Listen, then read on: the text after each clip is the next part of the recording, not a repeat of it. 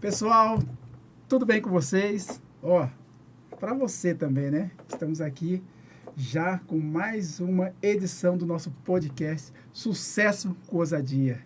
E hoje, como os outros foram, esse está extraordinário. Vivência, que é o que vamos trazer, experiência, e numa área que todos nós precisamos, né? Na vida espiritual. Como que na sua vida espiritual? Já tem sucesso na sua vida espiritual? Você que é líder, você que é líder dentro de casa, você que é líder numa empresa e você que é líder na sua igreja. Como é que está seu sucesso nessa área? E nada mais, nada menos, eu tenho aqui com vocês, né? Nicolas Rodrigues Soares e nosso querido e amigo também, tenho a honra de apresentar a vocês Paulo Petrizzi, né? Paulo Petrizzi está aí, veio com a gente trazer a sua história de sucesso, trazer uma realidade dentro aí daquilo que as pessoas precisam de conhecer de sucesso dentro da vida espiritual. Existem vários tipos de sucesso, né Petrizzi? Então, quero aí deixar até a abertura para o nosso amigo querido Nicolas. A gente fala das 5 áreas, né? E uma delas é o espiritual, não tem como fugir, né? A gente fala da área de relacionamento, família, finanças, e dentre outras, e a principal aí a gente sabe que é espiritual. As pessoas rodam, mas a espiritualidade precisa ser trabalhada e dentro da sua essência, né? E você que está nos assistindo, né? Com certeza você vai ficar hoje, né, impressionado com muita coisa que vai ser dita aqui. E a palavra está contigo, apóstolo Petrizzi, da Igreja Batista Vida Nova de Campinas. Legal, olha uma aí, referência pessoal. aqui, né? Referência na cidade de Campinas, São Paulo. Vai trazer um pouquinho do que ele já viveu, né? E até ele perguntou, Alexandre, mas do que eu vou falar? Olha, a gente tem que falar aquilo que já aconteceu na nossa vida, né, o apóstolo? Então, falar o que já aconteceu, não é inventar história, mas já aconteceu e com certeza o senhor tem testemunho gigantesco aí para trazer. Então, fique à vontade. Quais foram os momentos de ousadia, né? Tem aquele momento, né? Que bênção, hein, amigos? Bom estar com vocês aqui, também com a audiência aí do seu podcast. Que bênção poder repartir um pouco aqui nessa hora com vocês, viu? Muito bom. Você parecido mesmo com Denzel Washington. Olha aí, ó. Vou depois tirar uma foto com você, vou dar uma acelerada no meu Instagram. Vai fake, isso é fake. Vou levar você na minha igreja lá. É o fake verdadeiro. É o fake verdadeiro. Então, mas vai chegar, né? Vai chegar até o Denzel Washington e ele vai falar assim, olha, se minha carreira encerrar, eu já tenho uma pessoa para colocar. Ele vai saber que ele tem um irmão perdido aqui. Exatamente. Vai mandar buscar o irmão dele aqui, poxa. Bacana, né? Apóstolo, eu tenho já algumas perguntas, né, para fazer diante aí daquilo que o senhor viveu, mas começa aí, já fica à vontade para falar um pouquinho de quando começou, de onde o senhor veio. Faz um resumo rápido para a gente, por gentileza. Olha, eu gosto de pensar que o nosso Deus, ele pega pessoas improváveis e projeta essas pessoas, né? Se você me visse na minha infância, eu era um improvável, totalmente, porque eu não tinha pai. Meu pai morreu num acidente de trânsito quando eu tinha 1 ano e meio. Minha mãe estava grávida de 7 meses do meu irmão. E não tive a presença do meu pai. Minha mãe era uma pessoa, coitada, bem difícil. Nós não éramos cristãos. Então, nasci numa família sem estrutura, sem condição. Muita dificuldade. E aí eu tive um padrasto, sabe, muito mais velho, com idade para ser pai da minha mãe. Então, meu padrasto... então a situação financeira era precaríssima. A gente vivia na zona norte de São Paulo, mas eu não tinha material de escola. Eu estudei em escola pública e não tinha material de escola, não tinha roupa, calçado, como meus filhos tiveram. Era muita precariedade. Eu me lembro muitas vezes a energia elétrica de casa ser cortada. Eu lembro de gato, quando tinha gato no poste da minha casa. Natural, né? Daquela pessoa que necessita. Sim, Será que conta alguém de- está se identificando, né? conta de água, sabe? Não ter água cortada, de ordem de despejo, por falta de pagar aluguel. Era uma situação muito difícil. Mas aí o que aconteceu? Eu tinha tudo Pra dar errado, para né? dar errado. Assim. Mas aí, com 12 anos de idade, eu fui numa igreja batista. Porque a família do meu padrasto, ele não, mas a família dele, que eu nem conheci, lá do Rio de Janeiro, eram da igreja batista. E ele decidiu um domingo à noite que a gente ia na igreja batista, lá do bairro onde a gente morava. E eu, desde o primeiro culto que eu fui, um domingo à noite, que na hora do apelo eu fui lá na frente entregar a vida para Jesus, com 12 Olha anos, só. eu nunca mais deixei. E aí, naquela igreja, primeira igreja batista de Vila Maria, eu me apaixonei mesmo pela igreja. Foi a coisa mais feliz que eu fiz, mais bendita, porque eu me encontrei mesmo. Olha que bacana. E você sabe que Graças a Deus. cara, tinha vezes de eu ir para a igreja com a roupa da escola, porque eu não tinha roupa para ir na igreja, calçado. Eu penso que eu era o garoto mais pobre da igreja. Mas só uma pergunta, eu vou pegar aqui, senão eu esqueço. Aposto, mas para me entender, assim, quando você foi aos 12, ainda criança, ainda, né, na adolescência, o que te encantou nessa igreja? Foi o acolhimento? Foi a própria palavra em si? O que te chamou a atenção? Era algo que realmente você não tinha em casa e conseguiu encontrar lá? Porque isso é a grande realidade de muitas pessoas, né, que vão na igreja hoje, né? Olha, primeiramente eu me encantei com o culto. Eu não tinha participado de culto ainda. Nós éramos católicos, mas eu não tinha feito primeira comunhão, eu praticamente não tinha participado quase que de missa nenhuma. Era de rótulo, era aquele católico de rótulo. Eu cheguei a morar numa casa onde cortaram luz, uma casa que era da paróquia, uma paróquia lá de Vila Maria, a casa era da paróquia, Olha. alugada pela paróquia. Inclusive uma casa poltergeist, amigo. Uau! Uma casa cheia de capeta. É mesmo? Sério. Tava Se a lidando gente com pode fazer muita um coisa. podcast um dia para contar as aventuras de um pastor com o sobrenatural. Olha aqui. É mesmo? Olha, Era. vou trazer até aqui, né? Foca em mim aqui, cara. Ó, gente, viver numa casa, né? Aí já é o chamado verdadeiro, né? Porque viver numa casa cheia de religiosidade, né? Não é fácil, não. E aí tem a chamada opressões, né? A gente morou nessa casa aí. Eu me lembro bem, mas aí eu cheguei para a igreja e eu nunca tinha participado de um culto.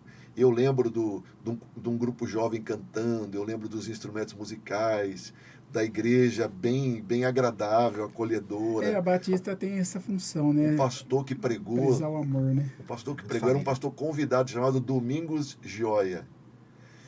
E eu entendi assim a palavra, foi muito feliz a palavra dele, tocou no meu coração mesmo. E eu fui lá na frente mesmo. Eu estava sentado no último banco, como é normal a pessoa acanhada que chega a primeira vez na igreja. Natural. E eu fui na hora do apelo. Cantou um hino chamado Deixa a Luz do Céu Entrar, do cantor cristão. Lembro até de algumas partes da pregação. E deixa a luz do céu entrar, abre bem a porta do seu coração, deixa a luz do céu entrar. E eu fui. E o que aconteceu? Um garoto da igreja, da minha idade, se aproximou de mim naquele domingo à noite e disse para mim que ele sabia onde eu morava e que no domingo seguinte ele ia passar na minha casa para me levar na reunião de adolescentes. Olha só. Então, na escola dominical, no domingo seguinte, ele passou na minha casa, o nome dele era Jurandir. Ele passou na minha casa e fez esse favor para mim de me inserir na escola dominical, na classe dos adolescentes. Quem era a professora era a esposa do pastor da igreja. Inclusive, a primeira Bíblia que eu tive foi ela que me deu uma Bíblia dela. Olha aí.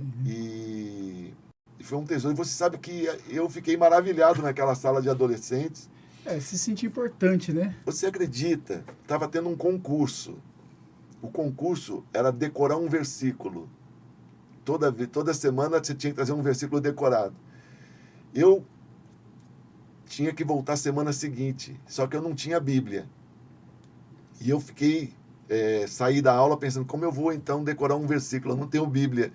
Aí eu vi que no envelope de dízimo tinha um versículo. Eu disse, eu tô só uma semana eu posso vir que eu tenho. Sério mesmo. Aquele versículo. E aí, quando eu voltei na semana seguinte e a esposa do pastor viu que eu não tinha Bíblia, me deu uma Bíblia dela de presente.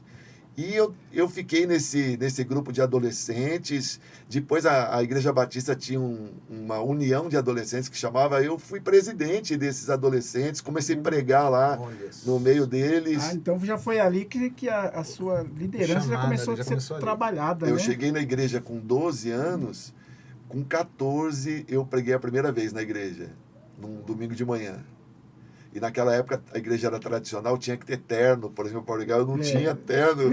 Era Batista raiz mesmo. Raiz. Peguei um terno emprestado de um irmão da igreja chamado Estevão, um jovem, um pouquinho mais velho que eu, que Deus o abençoe. E ele me emprestou um terno dele, bem maior do que eu lembro. Né? Um terno marrom. Para mim, eu nunca tinha usado terno na vida. Eu usei aquele terno para pregar. Poxa, aquela igreja foi uma bênção. Eu fiquei lá, me tornei pastor lá, me casei lá, e de lá eu fui enviado para Campinas. A igreja que me ajudou, inclusive, nos meus estudos iniciais de teologia, de preparação para o ministério, a igreja, inclusive, me ajudou com bolsa de estudo. Foi uma bênção. Amo muito aquele... Embora eu não seja de lá mais há 30 anos, há mais de 30 anos que eu saí de lá, mas ainda... tenho muita gratidão e que Deus abençoe aqueles irmãos. Eterno, né? O que o acolhimento não faz? Quer dizer, um jovem, né, que entendeu a visão, olha isso, entendeu o propósito que ele estava lá, né, que era fazer acolhimento, né? Ele estava atento, né? Porque ele poderia olhar, tá tudo certo, uma hora ali, mas vamos ver se no próximo ele volta, se voltar, e aí eu dou uma trela para ele. Não, ele já automaticamente acolheu. Olha só, amigo, tenho muitas histórias para contar.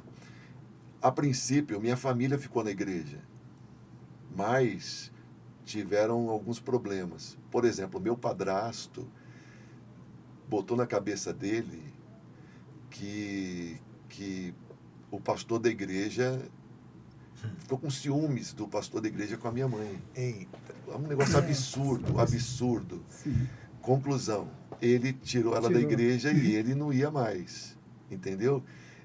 Meus irmãos também logo saíram da igreja. Eu fiquei sozinho. Uau. Mas eu não... Amigo, eu nunca cheguei a faltar. Olha, sabe... eu era capaz de passar o ano inteiro sem faltar num culto. Só de quarta-feira que eu estudava, mas eu amava estar na igreja. Amava. Queria estar. Apóstolo, eu sou da área da saúde, né, na parte de psicologia, hipnose, eu sou dessa área. Eu pego muita gente lá, né, com problemas paternos, maternos, que é onde está ali, é a origem, né? Você consegue ter essa percepção, você como adolescente que foi inserido na igreja, teve esse acolhimento e tal. O papel da igreja para você como adolescente ali, sem a presença paterna, porque mesmo tendo um padrasto, e mesmo sabendo que o seu pai faleceu, que também existem dois olhares, né? Existe aquele pai que foi embora e tá tudo certo, existe o que morreu, não tem o que fazer, né? A gente sabe que quem sabe que o pai tá vivo e não tem contato, não é fácil, porque sabe que tá vivo, né? Então existe a raiz do desprezo, do abandono é muito forte. Mas ali não, você sabe que o seu pai morreu, mas tinha um padrasto, tudo ok. Ele nunca ia substituir o seu pai. Ele poderia ter ali uma corresponsabilidade do cuidado, né? Uhum. Que às vezes é até pior do que quando é do próprio, né? Quando é da sua própria semente, né? Mas você conseguiu, como adolescente, buscar na igreja e na palavra, talvez lá no pastor, e suprir essa ausência paterna? Olha, de alguma forma, eu penso que Deus usou homens da igreja para serem referências para a minha vida. A Igreja Batista, ela tem uma certa rotatividade de pastores. Então, aquele pastor que me batizou, algum tempo depois ele se mudou para o Paraná. E aí veio outro pastor para ser o nosso pastor, um pastor jovem, bem jovem, se tornou pastor. Mas havia uma liderança na igreja que me acompanhou, foram meus padrinhos de casamento, até uma liderança que marcou muito a minha vida. Hoje eu nem tenho tanto relacionamento com eles, não porque eu tenho a barreira, mas eu posso até explicar o que acontece, mas porque eles continuam sendo tradicionais, mas eu tenho muita gratidão. A minha esposa ainda foi pregar em São Paulo semana passada e encontrou a esposa de um desses líderes. Ela foi pregar e essa esposa foi até ouvir a pregação da minha esposa, e talvez eles nem façam ideia do quanto eles foram importantes na minha vida por me acompanhar. Eu tive algumas pessoas, algumas famílias, especialmente homens de Deus naquela igreja que foram referência. Foram, que me abençoaram muito. O meu padrasto, coitado, mesmo ele não era meu pai, na verdade eu era o efeito colateral dele estar com a minha mãe, né? Na verdade ele queria a minha mãe, né? Só que eu tinha que estar com ela. Mas ele nunca, por exemplo, nunca levantou a mão para mim, ele nunca me agrediu. Sim. Se ele não tinha condição de dar um carinho, mas também não foi... Tão carrasco. Não foi... Não. Mas a igreja foi essencial, sim. Graças a Deus. Graças a Deus. Eu perguntei isso por quê? Porque na igreja, até mesmo você adolescente, que de repente está nos escutando, né? Que de repente, né, passou por uma situação parecida, que perdeu o pai, ou enfim, né, pode ver que, né, a igreja ela pode servir sim, né, como esse papel acolhedor, né, tem boas pessoas lá que servem como referência, né? Claro, não vai substituir nunca o pai, né? O carinho do pai e da mãe né, insubstituível, mas existem pessoas sim que têm essa habilidade, essa sensibilidade em fazer essa leitura e acolher. Porque eu acho que o papel da igreja, eu acho que o papel do ser humano, né? Ser humano, né? É acolher, né? É ter essa empatia pelo próximo, né? Para fazer ele se sentir ser humano, né? É o que eu enxergo, né? A Batista, ela tem essa característica, né? De acolhimento, de família, de plantar mesmo o amor, né? Então, hoje também sou fruto de uma igreja, aliás, estou cultuando, sou discípulo de uma igreja, o meu pastor é da Visão, mas só que é uma igreja batista também. Uhum. Então, você percebe, é notório o amor, né? E a Bíblia, né? Através do que Jesus trouxe para a gente dentro dessa terra, é o amor. O princípio de tudo, né, apóstolo? O princípio de tudo é o amor. E, com certeza, isso aí é transcendente em relação da sua vivência, da gente onde vê o Senhor passar, onde vê o Senhor levar a palavra, esse equilíbrio, né, que é fenomenal, né? Então, posso dizer que sou muito honrado de estar ouvindo essa história. Não sei quantas pessoas sabem, mas agora vai saber, né? Vai estar abrindo aqui no nosso Sucesso com Ousadia. E realmente eu vejo isso como uma forma de sucesso que o senhor obteve, assim como vai também proporcionar para algumas pessoas. Agora você sabe, preciso confessar uma coisa. Deus, nosso Deus, ele por alguma razão, ele foi com a minha casa. Aí, Deus colocou uma pessoa na minha vida que, olha, se eu tenho êxito, o maior crédito é de Deus e depois dessa pessoa, que é a minha esposa. Sim, ela entrou na minha vida quando eu tinha 17 anos. Ela já era da igreja ou não? Ela era da igreja batista do bairro vizinho. Com certeza. E nós, como eu trabalhava com os adolescentes da minha igreja e ela com os da dela, e nós fomos numa programação conjunta lá de adolescentes das igrejas batistas daquela região, e por causa da igreja a gente se conheceu eu 17 anos, ela tinha 14, e ela faz parte da minha vida desde então. Quando nós começamos a namorar, eu tinha 18, ela tinha 15. E hoje eu vou fazer 59 anos em novembro, ela tem 55, nós temos então 40 anos de convivência. Ela tem 55 anos, mas ela é muito jovem, ela não aparenta ter. E ela participou de toda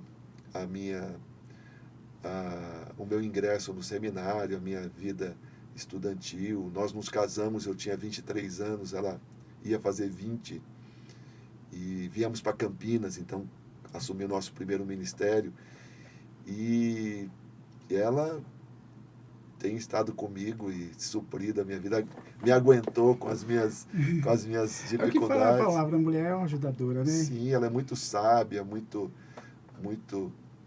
crente. Isso é bom. É uma bênção você se casar com uma pessoa mais crente do que você. Ela veio de uma família estruturada? Veio, ela tem os pais dela são vivos, são crentes, são de uma igreja batista. Eles são da igreja batista do pastor, ele já é falecido, que pregou quando eu entreguei minha vida para Jesus. São daquela igreja. Olha isso. E então a família dela é uma família muito linda. E isso também contribui muito para a minha vida. O sucesso Realmente, espiritual. amigo. Quando a gente fez 25 anos de casados, a gente fez uma festa, e eu, inclusive, dei uma palavra dizendo como quando Deus falou para Ezequiel que queria tirar a esposa dele, e Deus mesmo falou do brilho dos seus olhos. Se referiu à esposa de Ezequiel como o brilho dos olhos dele. E eu disse que a minha esposa é responsável pelo brilho dos meus olhos. Uau. Né? E realmente, nós estamos passando por um problema. Ela teve um problema de saúde, está fazendo exames, e um médico já tinha recomendado uma cirurgia com uma certa urgência. Hoje nós estamos esperando sair um resultado de um exame que era para ter saído, mas acabou sendo postergado, para fechar um diagnóstico. Mas tenho pedido a Deus que tenha misericórdia e dê muita saúde para minha esposa. E já vou, né, chamar aqui, pessoal, isso é muito... Eu faço parte do Ministério de Intercessão, na Batista Nova Aliança de Sumaré. E vamos, né, junto com você aí, vamos interceder. Qual que é o nome da esposa? Valéria Petrizzi, né? É. Eu já sabia, mas é bom uma perguntar. Princesa, ela é muito linda. Isso, muito de Deus. Então, que Deus abençoe, né? E vamos pedir para você aqui, que acredita que Jesus cura, salva e liberta, né? E nesse momento, peço que você interceda pela Valéria Petrizzi, que é a esposa do nosso amigo apóstolo Petrizzi aqui, Paulo Petrizzi, e que essa cura, né, até esse resultado já se cesse e venha algo mais positivo, mais um testemunho. Né? Mais um testemunho. E com testemunho. Certeza vamos chamar aqui o casal, né? O casal para dar esse testemunho a nível mundial, porque o podcast é a nível mundial. É isso mesmo, ela é muito preciosa. Mas vamos lá, né? E o senhor veio de São Paulo para Campinas através de liderar um ministério. Sim, a princípio eu vim ser pastor auxiliar de uma igreja batista aqui do centro. De um jeito assim, sobrenatural. Deus me trouxe para Campinas, eu não tinha nenhuma expectativa, não tinha contatos aqui. Foi assim um milagre, Deus abriu a porta, eu vim aqui para Campinas, e eu trabalhei nessa igreja 3 anos e meio. Aí, trabalhando nessa igreja, surgiu uma vaga no Ministério Pastoral de uma pequena igreja batista de Campinas, que tinha seu templo lá no bairro chamado Vila Nova. Vila Nova. E como eu dava aula já no seminário naquela época, tinha uns estudantes de lá que apresentaram para a comissão de sucessão pastoral o meu nome. Na época eu tinha 26 anos, ia fazer 27. Pois aprove ao Senhor que lá nós fôssemos. Eu tinha uma filhinha de 1 aninho e mudamos para lá, e não é que eu estou lá até hoje. vai fazer 32 anos Olha, que nós assumimos o ministério daquela igreja. Em 32 anos, a igreja teve um grande crescimento. um avanço, né? Hoje aquele templo na Vila Nova, já há muito tempo que ele é pequeno demais para a gente, nós expandimos para outra região da cidade. Olha que bom. E, apóstolo, outra coisa é referente aí aos métodos usados, né? A gente tem conversado muito e visto as igrejas migrando para uma metodologia de visão, né, Nicolas? A visão de Jesus. E o senhor hoje está na visão, correto? Visão celular. Na visão de celular, né, É. que faz aí, com certeza, transbordar a palavra dentro das casas, né? De uma maneira de pessoas para pessoas, né? Não é nem o pastor que vai levar, né? Geralmente, conta como que o senhor trabalha hoje Sim. dessa maneira, como o senhor lidera tudo isso. Quando a gente fala de visão é a consciência do que Deus quer para você. Uhum. Visão de Deus, quer dizer, como Deus quer que eu seja, o que Deus quer que eu faça, como Deus quer que a minha igreja seja, que a igreja dele, da qual eu participo, seja. E quando eu pergunto como Deus quer que a igreja dele seja, eu tenho que me lembrar que o Senhor da igreja mandou fazer discípulos. Exato. Ser discípulo e fazer discípulos. Então, a visão celular, ou a visão que eu represento, que eu trabalho, é a visão que se resume na palavra discipulado. Todos na igreja são motivados a se submeterem a discipulado. O discipulado, a palavra discípulo, tem a ver com estudo, com aprendizado, com se submeter a ensino, né? a supervisão também. Então, um discípulo é alguém que se submete, que quer aprender, que tem uma referência para crescer e que quer crescer em Cristo. Então, o nosso discipulador maior é Jesus, nós temos que ser como ele. E discípulo, essencialmente, é uma pessoa que admite prestar contas. Você imagina o que é um crente que só presta contas para a polícia, e olhe lá. Não é Vida mesmo? aberta, né? Ou seja, quem é você? Ou seja, aquilo que você fala tem que realmente... Você imagina o que é hoje milhões e milhões de crentes que não prestam contas para ninguém das suas vidas. Ele diz assim, eu sou discípulo de Jesus e ninguém se meta com a minha vida. E se você quiser dizer que eu estou errado, tome cuidado, porque eu paro de dar meu dízimo e eu mudo para uma outra igreja. Se você me encher a paciência, tome cuidado, porque eu sou capaz de abrir uma igreja concorrente com a sua. Não é? Como se fosse um comércio, Meu Deus do céu, isso não tem nada a ver com o projeto original de Jesus. Sim. Jesus mandou ir pelo mundo todo, ensinando tudo o que ele ensinou, fazendo discípulos. Mas meu apóstolo, mas o que acontece? Quando a pessoa ela vai para a igreja, achando que a igreja é assistencialista, percebe? É como assim, eu estou indo para lá para poder suprir a minha situação de comida.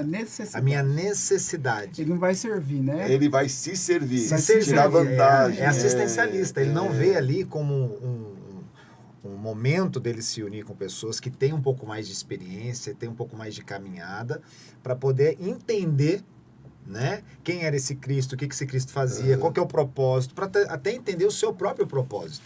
Você sabe que eu conversei com um pastor semana passada, ele veio dizer para mim assim, olha, o que você acha de eu fazer um projeto na minha igreja, de levar cabeleireiro, de levar enfermeiro para medir pressão, cabeleireiro para cortar cabelo, de levar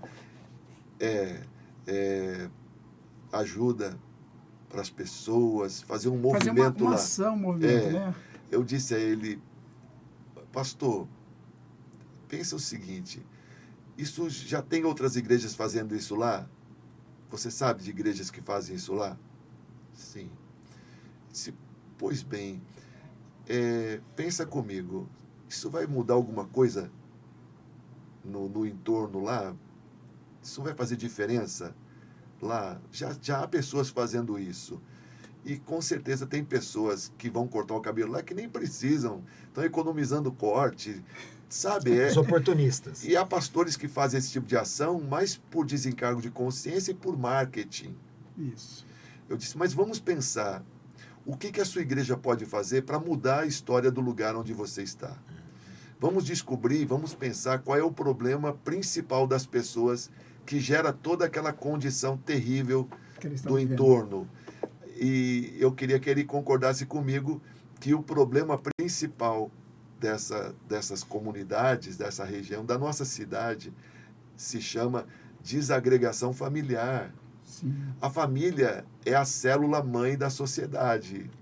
Sim. Sim, né? É uma coisa que Sim. nós todos sabemos. De fato. A família desagregada, a família desestruturada. Por isso que eu disse que eu sou um caso... eu era um improvável que Deus me deu, inclusive, uma família muito abençoada.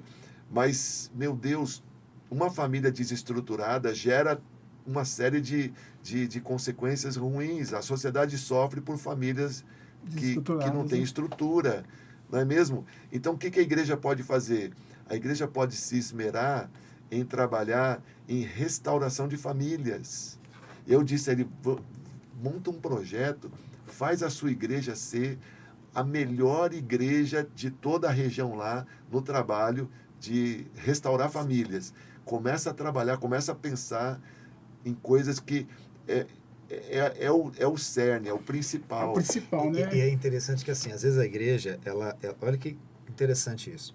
Às vezes a igreja ela faz um trabalho voltado para os adolescentes, ok? Aí o adolescente chega rebelde, mas o adolescente ele só é um efeito de uma causa que está dentro da família. Quer dizer, você vai lá, você tenta lavar, você limpa ele, chega em casa, tá com lama de novo.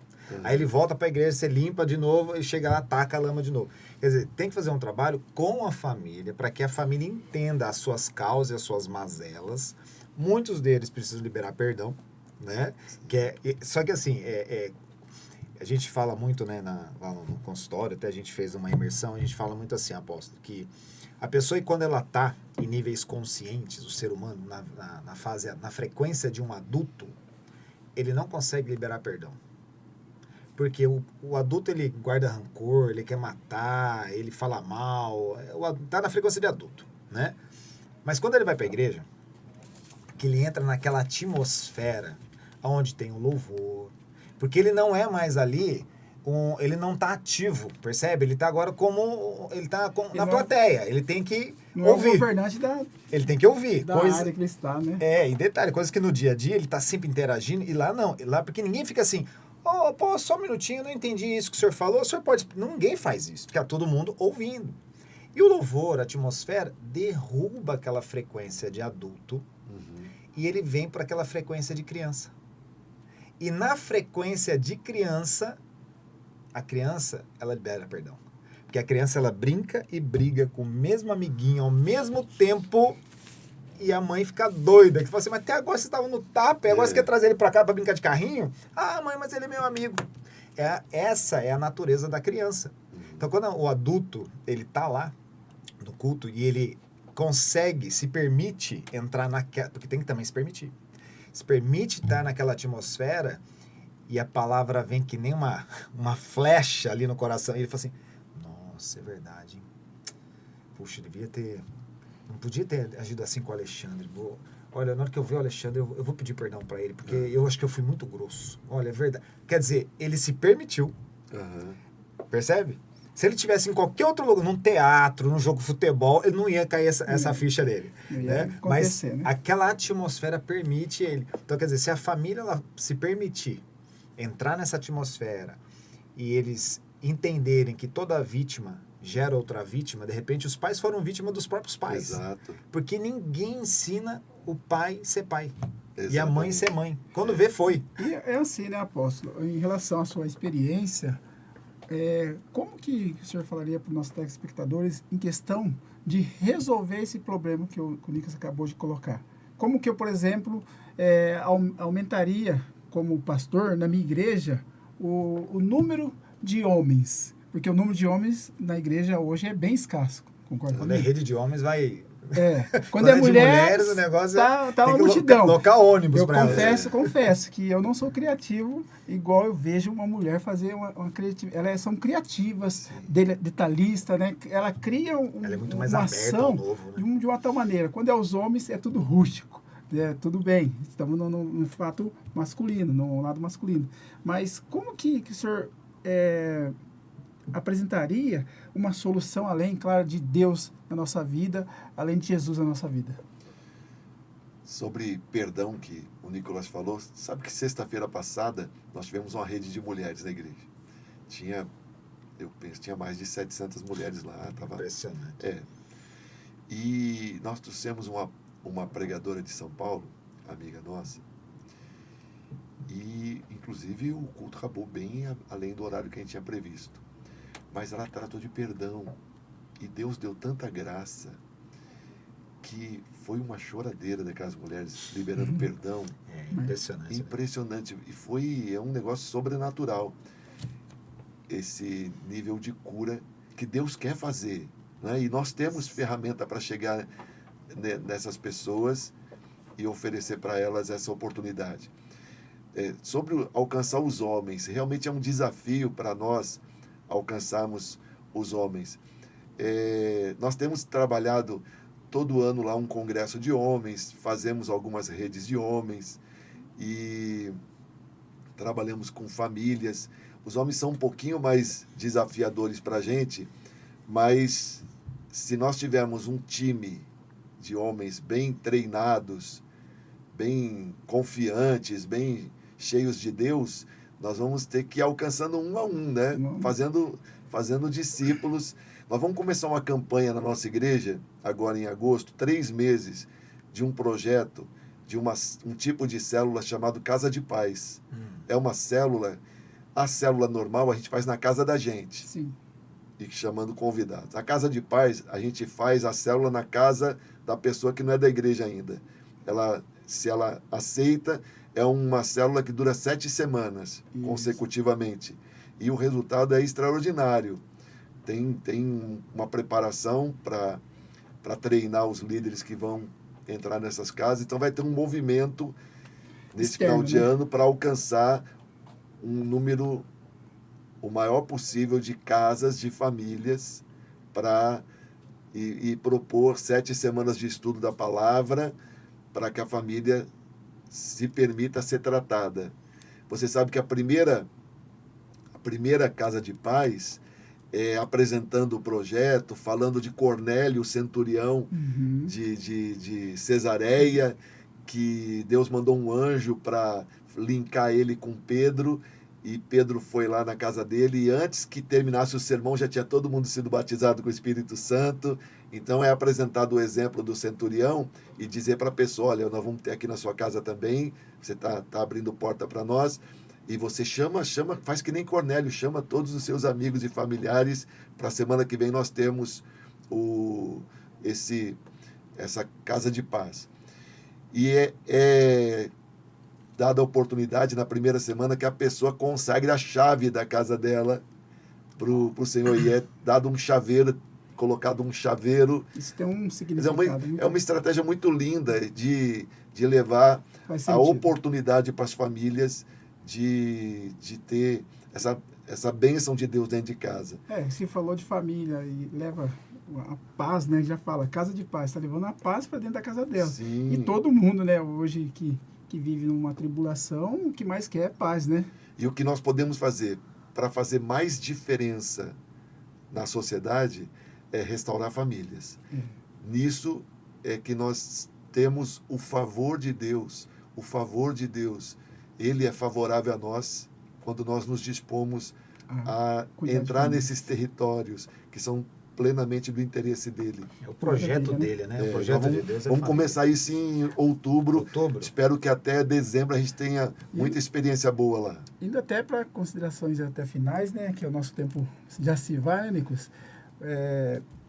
Deixa alguma coisa aí de pergunta para o nosso Poxa, apóstolo. não deu nem tempo de eu confessar Não, pecado. pois é muito rápido. É muito rápido. Em questão, Vai ter que ter série 1, série 2, série 3. O nosso Tecnoplasta ele já falou assim, ó, já tá dando aí, né, Tecnoplasta? Mas assim, ó, eu acho que assim, Alexandre, acho que o importante para quem está nos assistindo, você que ficou interessado, né, em conhecer melhor sobre o projeto Casa de Paz, da Igreja Batista Vida Nova, né?